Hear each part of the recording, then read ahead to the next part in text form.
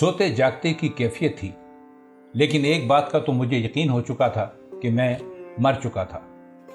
न सिर्फ मर चुका था, बल्कि मुझे खुदा के हुजूर पेश करने वाले फरिश्ते मेरे दोनों बाजू पकड़े कशां कशां मुझे खुदा के सामने पेश करने के लिए चले जा रहे थे।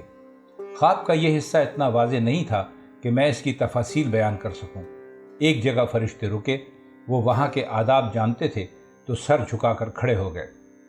मैं हवन्नकों की तरह खड़ा इधर उधर देखता रहा। बस मुझे ऐसा लगा जैसे मेरे चारों तरफ एक ठंडी और सुकून बख्श रोशनी फैली हुई थी। मुझे कोई दिखाई नहीं दिया, तो मैंने अपने दाएं जानिब खड़े फरिश्ते से कहा, यहाँ मुझे कुछ दिखाई नहीं दे रहा है, अल्लाह मियाँ कहाँ हैं?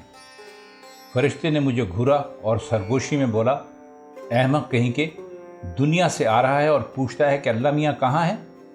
अल्लाह मियाँ तो हर चीज़ में है, मगर तूने कभी दीदा बीना ही पैदा नहीं किया, खुद ही को देखता रहा। शायद मरने के बाद इंसान की हस्सियात कुछ ज़्यादा ही काम करती हैं। मैं लम्हा भर में बहुत कुछ सोच गया।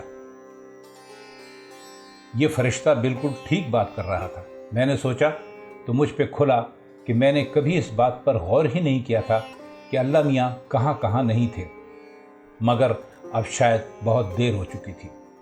मैं अल्लाह मियाँ के सामने खड़ा था। रोशनी के मंबा से नर्म और शफीक आवाज़ फिर उभरी, इसका नामाए अमाल पेश किया जाए। मुझे इल्म नहीं था कि हमारे अलावा वहाँ दो और फरिश्ते भी मौजूद थे। दोनों आगे बढ़े। उनके हाथों में कागज़ों का एक ज़ख़ीम पुलंदा था।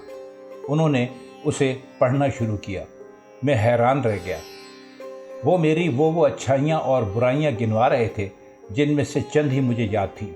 वो गुनाह जिन्हें मैं छोटा समझ रहा था और वो नेकियां भी जिन्हें करके मैं भूल चुका था। फरिश्तों ने यहाँ तक लिख रखा था कि मैंने एक मर्तबा एक टूटी टांग वाले कुत्ते को रास्ते से हटाकर सड़क के किनारे डाल दिया था, कोई गाड़ी उसे कुचल ना दे। इसी तरह एक मर्तबा मैंने अपनी अम्मा के दुपट्टे की गिरा से 1 रुपया 12 आने चोरी करके फिल्म देखी थी। मेरे हर पल का हिसाब उन फरिश्तों के पास था। फरिश्ते मेरे बारे में अपनी रिपोर्ट पेश करते रहे। फिर वो अपना लिखा ख़त्म करके उसी गोशे में वापस चले गए जहां वो पहले खड़े थे। नूर के पर्दे के पार खामोशी थी, लेकिन यह खामोशी मुझे बेकरार नहीं कर रही थी। मैं अपने बारे में फ़ैसला सुनने का मुंतज़िर था। फिर वही नर्म मनमोहनी मीठी आवाज़ सुनाई दी, मैं कादिर मुतलक हूँ, समीम व बसीर हूँ, तुम सबसे ज़्यादा जानता हूँ। तुमसे एक गलती हो गई है। इस शख्स के बारे में तुमने एक इंतहाई ज़रूरी बात नहीं लिखी। क्यों नहीं लिखी?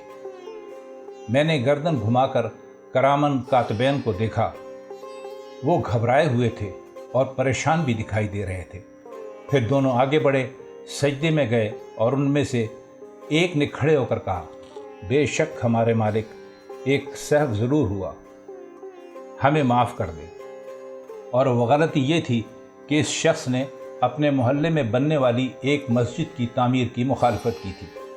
कहता था मस्जिदें कदम कदम पर हैं, यहाँ हस्पताल बनना चाहिए, स्कूल बनना चाहिए, औरतों के लिए रोज़गार का कोई ज़रिया बनना चाहिए। यही बात थी मेरे मालिक। बिलाशुबा हम इसका अंजाम जानते हैं।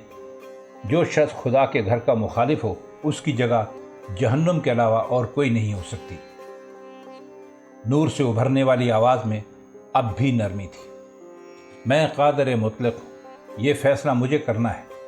बिलाशुबा मस्जिद मेरा घर है, मैं वहाँ रहता हूँ, लेकिन मैंने आदम की तख्लीक महज कदम कदम पर मस्जिदें बनाने के लिए नहीं की थी। मैंने आदम को दर्द दिल के वास्ते पैदा किया था, एक दूसरे की गमगुसारी का दर्स देकर दुनिया में भेजा था। मैं तुमसे मशवरा नहीं चाहता कि इसके साथ क्या सलूक करूं, क्योंकि अल्लाह किसी के मशवरे का मोहताज नहीं, सब अल्लाह के मोहताज हैं। बादिउन नज़र में ये गुनाह ज़रूर दिखाई देता है, लेकिन मैं इसके दिल में झांक सकता हूँ। ये हमारा और हमारे नाम पर बनने वाली मस्जिदों का मुखालिफ नहीं था। ये तंग नज़र इंसानों का ख्याल हो सकता है, हमारा नहीं। इसमें कोई शुबा नहीं कि इसने बाज़ औक़ात हमारी हदों से तजावुज़ किया। इसके नाम-ए-आमाल में ऐसी स्याही جا بجا بکھری دکھائی دیتی ہے۔ ہم چاہیں تو اسے اسی وقت جہنم میں پھینکوا سکتے ہیں، لیکن ہم ایسا کریں گے نہیں، کیونکہ یہ ہمارے بھیجے ہوئے مذہب میں پھندنے ٹانکنے والوں میں سے نہیں تھا، مذہب کے نام پر وہ دھول اڑانے والوں میں سے نہیں تھا کہ جس نے ہمارا چہرہ ہی ہمارے ماننے والوں کی نگاہوں سے اوجھل کر دیا ہے۔ اس کے گناہوں کو نظر میں رکھیں تو اس کی جگہ جہنم ہی بنتی ہے، لیکن لے جاؤ کم بخت کو اور جنت میں کوئی ایسا چھوٹا سا گھر الاٹ کر دو جس میں ایک آدھ حور ہو اور اسے شراب کی کوئی تکلیف نہ ہو۔ میں اللہ میاں کو مہربان پا کر حوصلہ مند ہوا اور میں نے کہا، اللہ میاں، سنا ہے حوریں یہاں لاکھوں برس سے رہتی ہیں اور یہاں کی شراب میں نشہ بھی نہیں ہوتا۔ ایسی حور اور ایسی شراب لے کے میں کیا کروں گا کہ کسی استاد نے پہلے ہی کہہ رکھا ہے کہ جو مجھ کو پلانی ہے تو دنیا سے منگا دے۔ اس بار جو آواز آئی تو اس میں چھپی مسکراہٹ میں نے صاف محسوس کی۔ اللہ میاں نے کہا، اسی لیے ہم نے کہا ہے انسان بہت جلد باز اور خسارے میں رہنے والا ہے، ہماری مصلحت کو نہیں سمجھتا اور اپنی طرف سے ہمارے کارخانے میں مین میخ نکالتا رہتا ہے۔ بدبخت ایک دفعہ اس گھر میں جا تو صحیح،